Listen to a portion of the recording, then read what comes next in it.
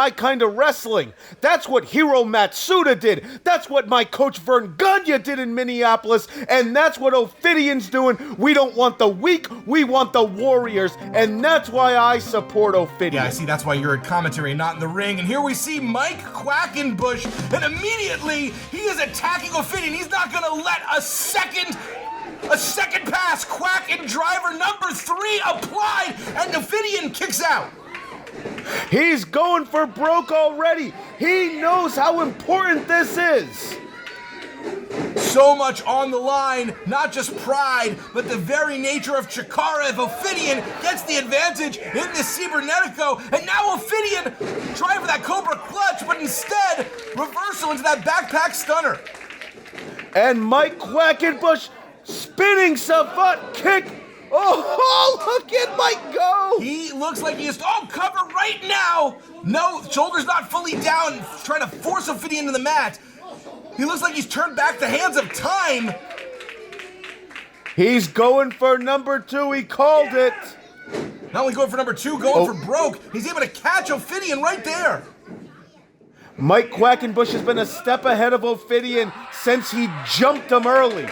And here we see, he's got it applied. That is Lightning Lock Beta, the exact same move we saw him defeat Sonny Defarge with here. He is going for what he knows can get the job done. The big thing here is Ophidian. He's always trained his students to win in 2 minutes. Now he's got to survive in this first 2 minutes. Ophidian, so good. I might not like his tactics, I might not respect the way he's gone about things, but you can't deny, even I can't deny, just how dangerous the Master of Snake Style is. He's been here for a very, very long time. He's seen them all come and go, and now, he almost stomped Mike's head. You know, he has been trained by Mike Quackenbush. There he's got that nerve hole applied, and that big spinning kick. Quackenbush is dazed. Unbelievable agility by Ophidian. He can bend his whole body. He's a snake! And here we see a demonstration of that snake style. Look at that balance, and Quack has no time for it. Here we go! Sasuke special attempt, but just too wide a berth. You can't give Ophidian an inch. He'll take a mile. He's so good, it hurts me to say it. How good is Ophidian using that bottom rope to his advantage and then wrenching Mike Quackenbush into it stomach first? It still kind of hurts my heart to see these two go at it. You know, this whole thing started because Mike Quackenbush, he charged Ophidian with trying to protect CHIKARA after groups like the Flood came in. It was Ophidian that went undercover as 17, and in order to make that masquerade complete, Mike Quackenbush actually taught Ophidian the 17 forbidden holds of professional wrestling. He has never taught anyone that ever before, and I doubt he will ever again after all this is said and done. Yep, the mistakes of Mike because he's paranoid. Everyone has tried to come in. The Gekido, the Flood. I did some work with the Flood. I know how dangerous they were. And now Ophidian, he's gonna wrench Mike Quackenbush. And no one, as we see right there, may be more dangerous than Ophidian in the history of CHIKARA, because he came from the inside, because he's been trained by Quack, because it is so personal. He saw the weakness in Mike's training.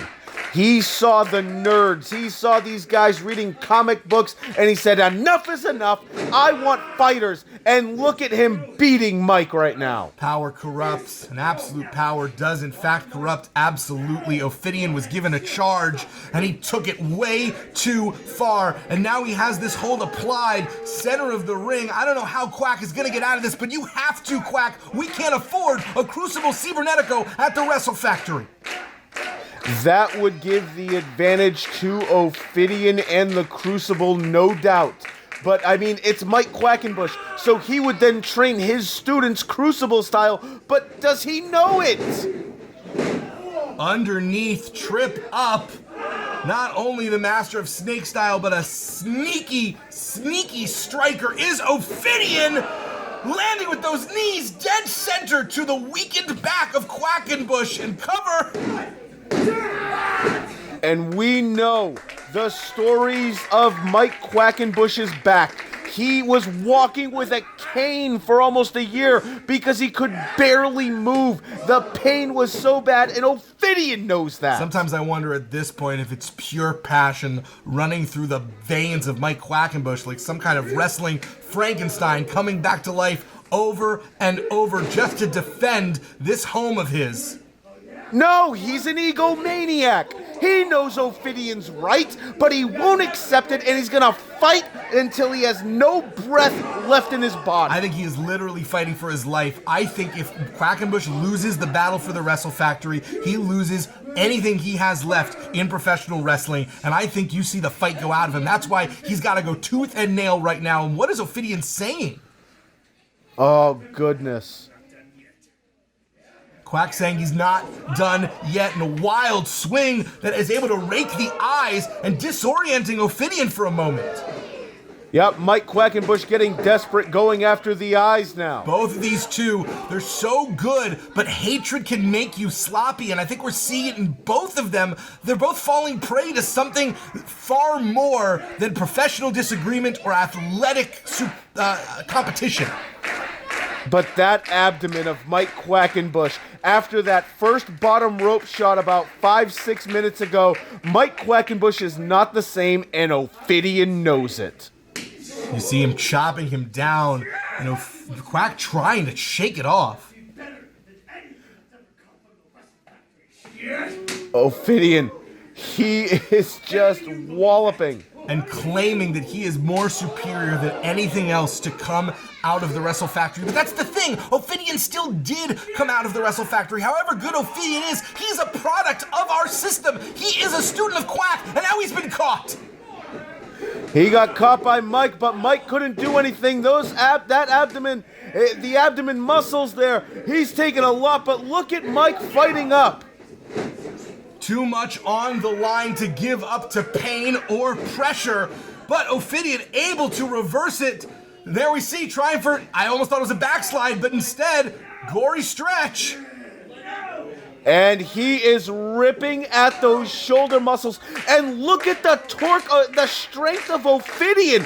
This is impressive. Well, Ophidian known for that reptilian flexibility. Unfortunately, a regular human, even a good wrestler as Quack doesn't have that kind of flexibility. And we see what a unique pitting predicament. Yeah, Mike Quackenbush having to use that abdomen, those abdomen muscles to get the shoulder up. How is he doing that? Look at this, the balance, the strength, the core strength that he's using. This is absolutely incredible. And look at the strength of Ophidian. Unbelievable. Try to roll into a sunset flip, able to get it, forces it down.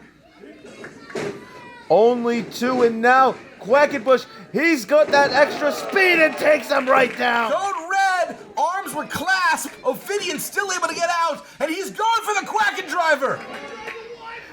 He called for number one, and he looked Ophidian right in the eyes when he said it. Now it seems like he's changing gear. He wants to put Ophidian in an avalanche position, and I think it looks like he's gonna go for the super driver. Yeah, but those shoulders, they were hurt earlier with that stretch. And now Ophidian using the leverage to get better on that clutch, and he knocked Chris Levin out. He just kicked the referee when he was trying to squirm away. What a coward's way out.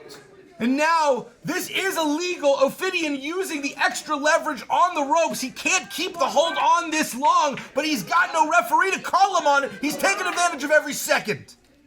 No one there to tell him no. He's going to do whatever he wants, but Quackenbush still trying to fight, but that arm, it's hurt at this point. He keeps trying valiantly to go for the super Quacken driver, but he's just been beaten down. His shoulders, his back, his abdomen. What hasn't Ophidian taken away from Mike Quackenbush so far? The school. And that's what he wants, is that factory. Look at Mike, though, fighting out of it. And that's why Mike's not going to give up, because the school is on the line. The advantage for Cibernetico is on the line, and he hits it, but there's no referee to make the cover. The referee's down. Come on, Chris, get over there. We need you. No! Here we go! Only a count of 2, and Quackenbush can't believe it right now. His student just kicked out. Cibernetico, one of our most venerated institutions, and I don't want to see what it looks like under Crucible style, and now we see Quackenbush trying to use Ophidian's own hold against him. Yep, the arm there was not strong enough again to interlock those fingers. And oh no! No, he's using it! He is using it! That's hold number 13, one of the 17 forbidden holds that only Mike Quackenbush and Ophidian know to our knowledge. Do you know what this means? Nothing good. The Cibernetico is under Crucible rules! Mike bet on himself, and unfortunately, it didn't pay off, and I don't know, Sydney, he's taken down by his own past. He's the one who taught Ophidian that hold.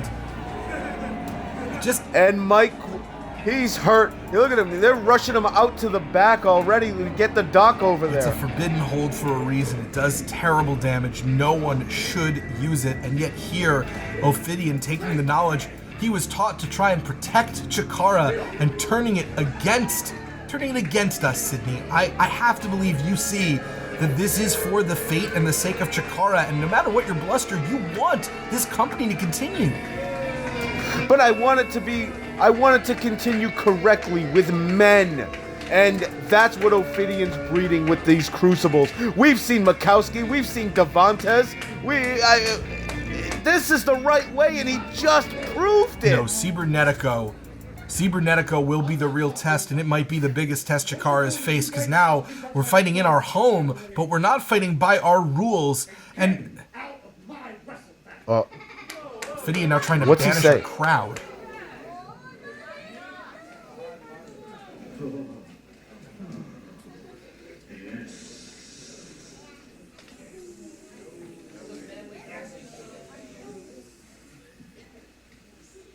Come to me, my Crucible. It's a really uncomfortable pall that has been cast over the Wrestle Factory as we see the members of the Crucible, Ophidian's foot soldiers, making their way to our ring. Not his ring, our Look, ring. And there's the Whisper. Honestly, that still surprises me every time. I don't know what the Whisper is still doing with these guys. I know he's not a good guy, but I want better for him. And the army assembles.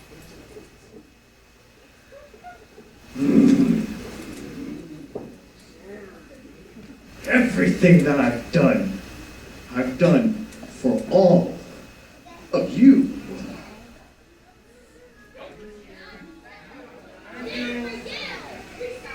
I was tasked with building a contingency plan to protect CHIKARA should the need arise. If there were villains worthy enough to take us from our home, these men would be called upon.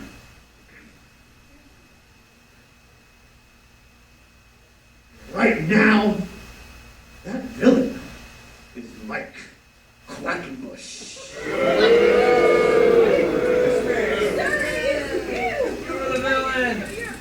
If he remains in power at the Wrestle Factory, none of you will have a CHIKARA to come to. That's right!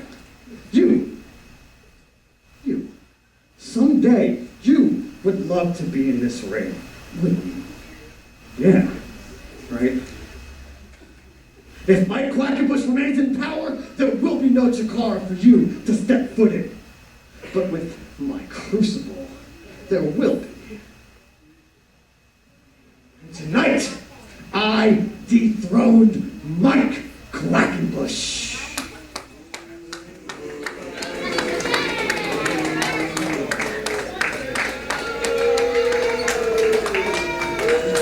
All that's left are the humans he convinced that I was evil. Jigsaw, Mobius, Zero, Wells, Faraday, and Ibanez. They will be taken care of at the Cibernetico. Mike Quackenbush, Joshua Wells, both are injured. There's no way that you will be ready for what these men are gonna bring.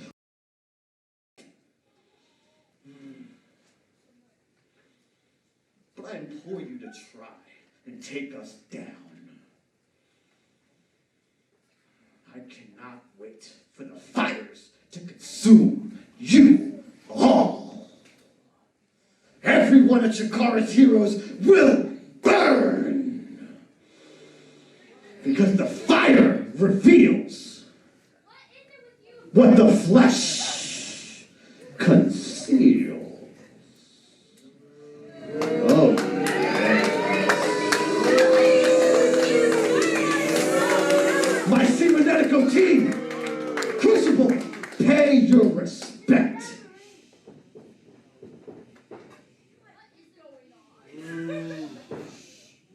Human at the music, play the Crucible's theme song.